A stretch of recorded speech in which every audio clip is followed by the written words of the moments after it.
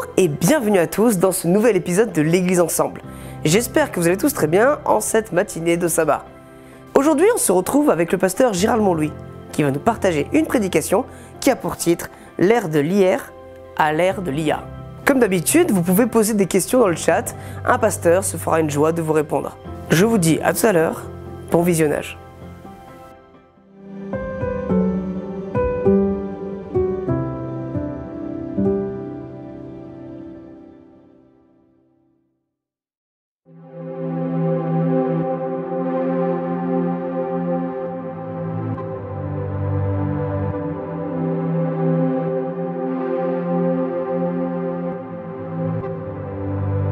Dieu souverain,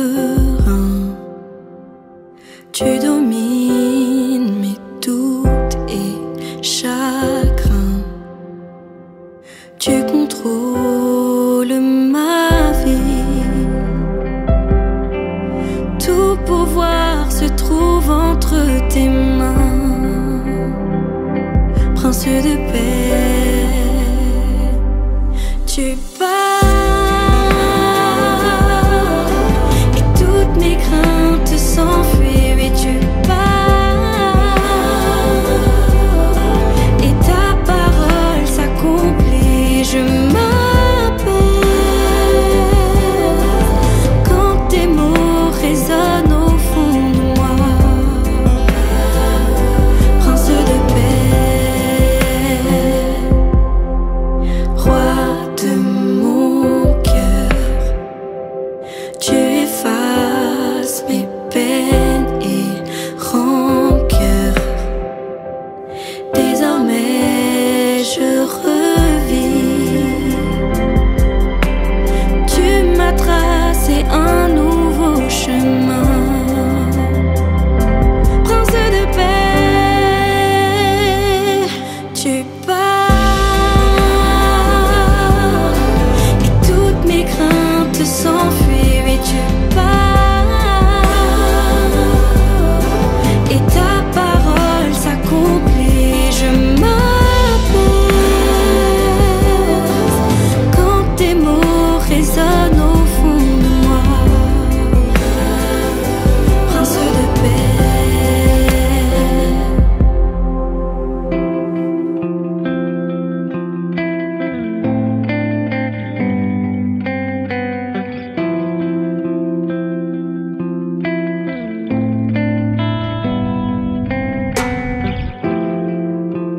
Lorsque je tremble, ta main me saisit. Et si je sombre, ton amour me suffit.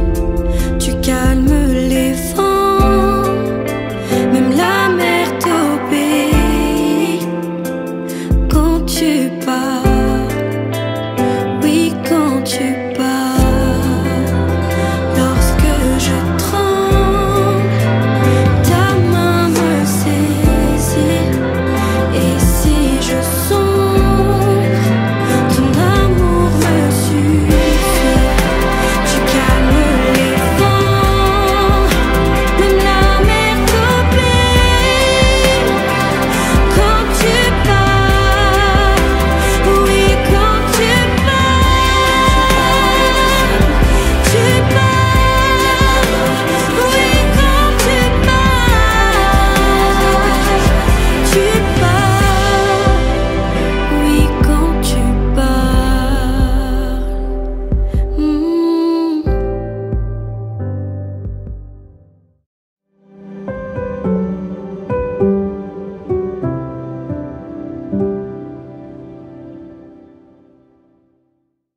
Bonjour à tous et bienvenue encore une fois à Église Ensemble. C'est l'occasion pour nous de pouvoir partager autour de la parole. Aujourd'hui, la prédication a pour titre « L'ère de l'IA ou l'ère de l'intelligence renouvelée ?» Il est loin le temps où quand j'avais une question, j'allais voir mon père et puis je lui disais « Papa, qu'est-ce que ça veut dire ça? Qu'est-ce que c'est que ça ?» Et lui me répondait « Gérald, va regarder dans ton dictionnaire ou va regarder dans un livre, va te documenter par toi-même. » Bon, j'imagine avec le temps que certainement il n'avait pas la réponse et c'était un petit peu le moyen pour lui de m'évacuer assez rapidement. Maintenant, nous sommes dans une ère totalement nouvelle, c'est l'ère des algorithmes et des intelligences artificielles où maintenant on a une question, une problématique, la facilité tout de suite c'est d'aller sur nos applications, sur nos téléphones et de pouvoir poser la question à cette IA et d'avoir une réponse tout de suite. Ces systèmes sont vraiment incroyables, ils savent analyser des données, prédire des tendances, capables d'apprendre, d'analyser et même de prendre des décisions. Mais malgré leur performance impressionnante, l'IA reste limitée et demeure jusqu'ici fondamentalement incapable de ce qui caractérise l'intelligence véritable, comprendre avec le cœur, discerner les âmes, aimer avec l'esprit. L'essor des systèmes d'intelligence artificielle dans tous les secteurs d'activité de la société contemporaine pose donc la question de ses limites comme de ses potentialités. Et peut-être, et c'est ce que je vous invite donc à faire ce matin, pourrions-nous transposer cela à la vie chrétienne quand l'apôtre Paul met en évidence l'importance de changer là aussi d'air, de ne pas être dans cette ère de l'IA, mais de rentrer dans l'ère de l'IS. Même si là, vous comprendrez que je ne parle pas d'intelligence artificielle pour le coup liée à la technologie, mais peut-être une autre forme d'intelligence artificielle humaine pour entrer dans une ère d'intelligence renouvelée avec la promesse pour l'apôtre Paul que cette intelligence-là, l'intelligence renouvelée, ne se contente pas de traiter des données, mais de discerner quelque chose de totalement différent, de transcendant la volonté de Dieu. Pour bien saisir la radicalité du message de Paul, qu'on peut trouver dans Romains 12, verset 2, parce que c'est particulièrement sur ce texte que nous allons rester ce matin, il nous faut comprendre le contexte historique. Quand Paul écrit aux Romains sur le renouvellement de l'intelligence, il s'adresse à une église située au cœur de l'Empire romain, à l'épicentre du pouvoir, de la philosophie, mais aussi des cultes païens. Rome, en ce premier siècle, est une société marquée par le culte impérial, obsédée par la puissance militaire et le prestige, influencé par les philosophies épicuriennes ou stoïciennes, une société, on pourrait le penser, pas si différente de la nôtre. Et c'est donc dans ce contexte que Paul lance un appel révolutionnaire, ne vous conformez pas au siècle présent, dans Romains 12, verset 2, changez d'air. Et cette exhortation n'est pas une simple recommandation pieuse. Il me semble que là, c'est un acte de résistance spirituelle contre tout un système de pensée, mais aussi contre sa propre nature, un changement de paradigme dans notre approche, de vivre les choses, de penser les choses. Et l'apôtre va marteler cet appel, cette exhortation tout au long de son ministère. Et c'est pour ça que cette interpellation de Romains 12, on va la retrouver à plusieurs endroits des lettres de l'apôtre Paul. Parce que pour lui, c'est la clé de voûte d'une vie chrétienne authentique, une vie qui a du sens. Et il suffit de s'arrêter sur différents textes de l'apôtre Paul sur le sujet pour comprendre en quoi cette ligne directrice est importante pour nous. Alors, ce matin, je vais vous inviter à vous arrêter sur quelques termes pour comprendre en quoi aussi, après, par la suite, en quoi c'est important pour nous aujourd'hui de changer d'air. Comprendre le renouvellement selon Paul, c'est s'arrêter sur ce que c'est que l'intelligence. L'intelligence avec ce mot qu'on va retrouver, ce mot grec, nous, le nos ou nous. Le contexte philosophique de l'époque, comme je disais, dans la Grèce antique, le nous, c'était un concept clé. Pour Platon, c'est la faculté de saisir les idées éternelles. Pour les stoïciens, c'est le principe rationnel qui gouverne l'univers. Et Paul va opérer un renversement copernicien, c'est-à-dire un retournement par rapport à cette philosophie grecque, en disant que le vrai nous, c'est pas quelque chose, la vraie intelligence, c'est pas quelque chose qui est simplement philosophique, mais c'est pour le chrétien une intelligence qui s'apparente à la pensée du Christ. C'est ce qu'il dira dans 1 Corinthiens 2, verset 16, la pensée du Christ incarnée dans des vies et dans une intelligence transformée.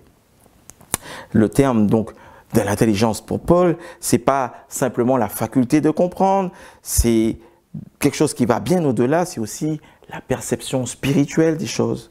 C'est pas simplement une simple logique, c'est pas simplement le fait de connaître, ça implique une capacité à saisir des réalités qui sont divines.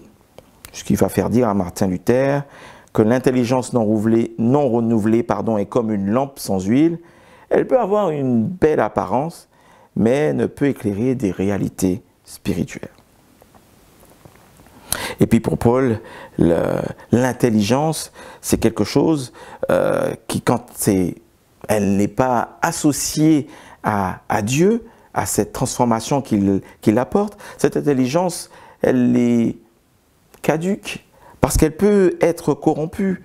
Romains 1, verset 28, on voit dans ce texte que l'humain, si son intelligence n'est pas renouvelée, il reste captif des schémas du monde, captif de sa propre pensée, captif et aussi influencé par des choses qui ne le font pas grandir.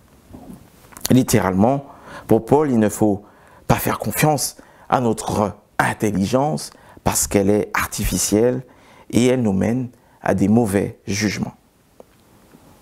Blaise Pascal dira que l'homme non régénéré a beau être un génie, il est comme un astronome, un aveugle, étudiant le soleil. Dommage.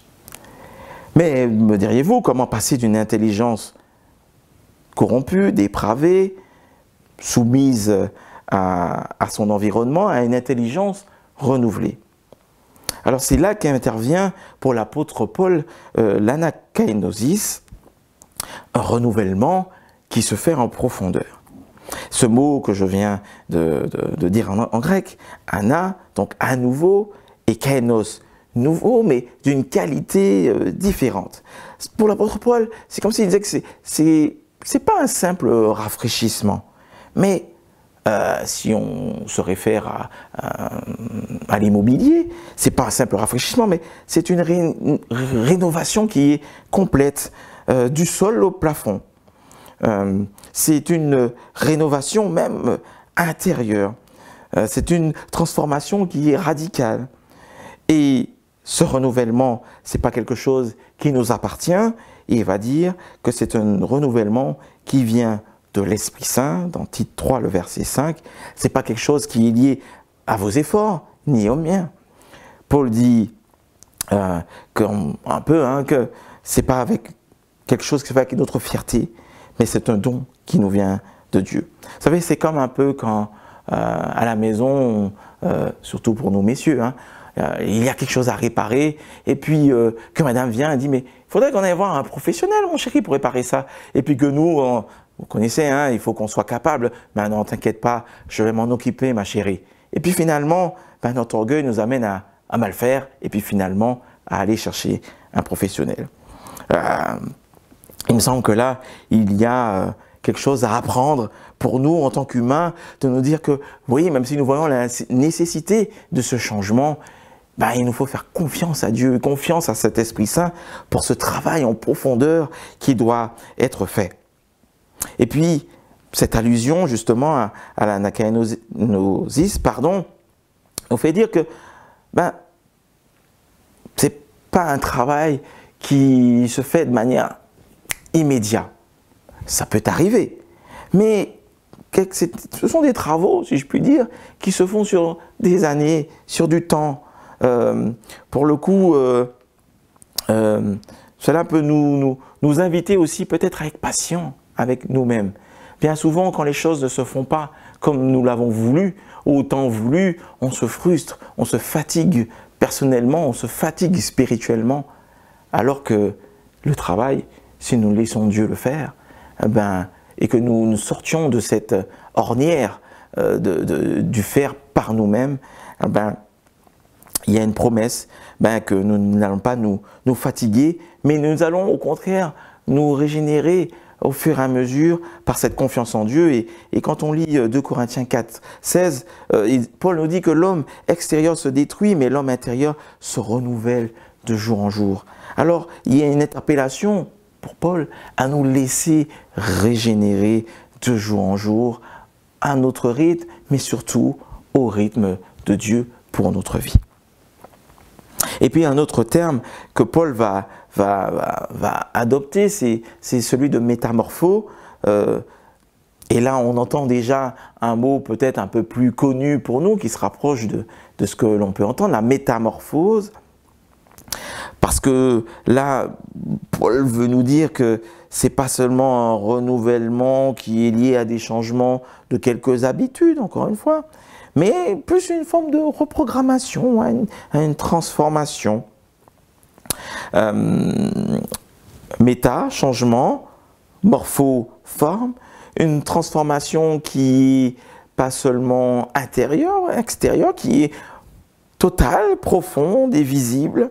Ce terme métamorpho est utilisé 2 fois dans le Nouveau Testament pour les croyants, dans Romains 12, verset 2, donc soyez transformés. Dans 2 Corinthiens 3, verset 18, donc nous sommes transformés à cette même image du Christ de gloire en gloire. Cela nous montre encore une fois que le renouvellement de l'intelligence produit des changements visibles comme Christ en nous. C'est intéressant d'ailleurs que ce terme métamorpho renvoie justement à la transfiguration de Jésus dans les évangiles. Tout ça pour nous montrer, encore une fois aussi, que ce processus progressif et radical, ce n'est pas un camouflage, mais comme la chenille se transforme en papillon, il y a des étapes qui amènent à une transformation complète du chrétien. Dietrich Bonhoeffer écrivait que le christianisme n'est pas une simple amélioration de l'homme ancien, mais c'est une création d'un homme ou d'une femme, d'une création qui est nouvelle. Les enjeux pour aujourd'hui, par rapport à cette notion de l'intelligence qui doit être renouvelée pour l'apôtre Paul, c'est que une intelligence non renouvelée, elle suit les modes, elle suit les passions, les raisonnements humains, et on voit, lorsqu'on observe autour de nous, où cela nous mène comme humanité. Une intelligence, même si, on voit énormément de choses qui vont très vite, des progrès, mais on pourrait se poser ces questions, est-ce que ces progrès, ces innovations mènent l'être, le genre humain et l'humain à se transcender, ou plutôt à être plus dans des formes de violence, des violences entre nous, des violences envers l'environnement.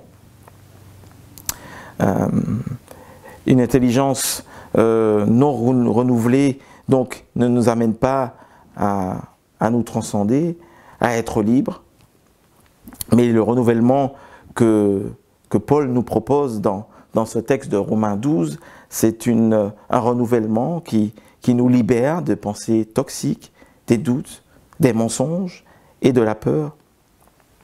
Une intelligence renouvelée nous invite aussi, nous, en tant que chrétiens, à ne pas simplement nous contenter de savoir, mais une intelligence renouvelée nous invite à agir. Et c'est ce que l'on peut lire dans Jacques 1, le verset 22. Elle nous invite à avoir un vrai impact autour de ceux qui sont autour de nous, un vrai impact social, un impact environnemental. Et puis, Paul va dire aussi qu'une intelligence renouvelée est utile pour nous chrétiens parce que c'est ce qui permet à la parole de de prendre vie en nous, dans Hébreux 4, le verset 12. Et peut-être, presque pour conclure, qu'une intelligence renouvelée est importante parce que sans cela, l'humain ne peut pas distinguer ce qui plaît à Dieu. Il ne peut pas distinguer la volonté de Dieu. Il est difficile pour lui de voir un chemin viable, un chemin qui mène à Dieu. Et donc Paul va prendre du temps pour souligner, pour ces chrétiens romains, mais aussi pour nous aujourd'hui, à l'ère de l'intelligence artificielle, qu'il est important pour nous de passer à une ère d'intelligence spirituelle, d'intelligence authentique, d'intelligence renouvelée, une intelligence qui va au-delà même des temps que nous vivons, au-delà même de l'actualité, pour nous amener à nous focaliser sur ce qui est essentiel, c'est-à-dire nous arrêter à ce projet de Dieu pour l'humanité et pour nous. Alors oui, hier comme aujourd'hui, le défi reste le même, comment être dans ce monde sans être du monde, engagé culturellement sans être assimilé, radicalement différent sans être étranger. Comment avoir une spiritualité saine, épanouissement, faire les bons choix, résister quand tout va mal, comprendre quand on ne comprend pas, en tout cas tenter de comprendre. Comment être pertinent? Tout cela, pour Paul, passe par l'ère de l'intelligence renouvelée en nous. Et cette intelligence-là, elle n'est pas froide, elle n'est pas calculatrice, elle est vivante et elle est transformatrice.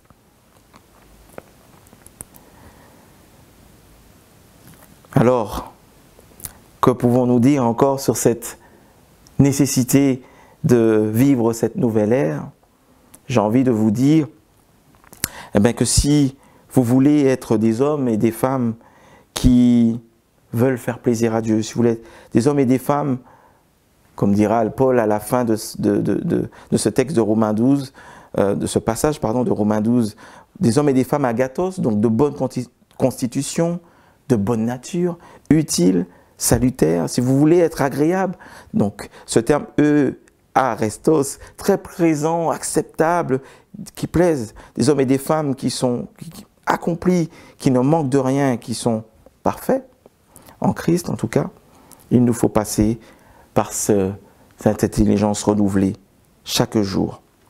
Alors que Dieu nous aide, vous aide à rechercher ce renouvellement, à avoir cette intelligence qui transcende, afin que nos vies reflètent sa pensée, sa sagesse, sa gloire, et que nous soyons pleinement pertinents aujourd'hui dans nos décisions, dans nos rapports. Amen. Merci à Gérald Montlouis pour ce temps de partage.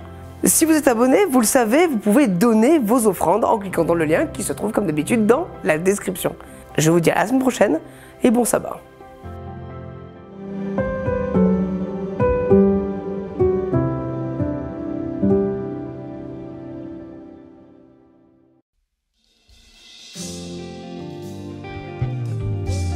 Une seule foi, une même direction, un seul papa, d'une seule nation, la nation de Christ, paix ou la couleur, nous enrichit, nous sommes son peuple. Si ton amour était un pays sur la terre, son étendue n'aurait pas de frontières. Oh, unissons nos voix.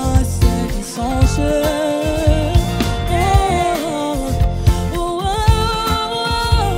Couronnons le roi par nos manches. La terre et les cieux célèbrent ta grandeur. Toi l'unique Dieu, Sauveur et Seigneur. Une seule famille, nous sommes sœurs et frères. Alors que les rangs de nos églises deviennent des cercles. Si ton amour était un pays sur la terre, son étendue n'aurait pas de frontières. Dans ton royaume, alors chanterons à ta gloire d'un même cœur. On y va.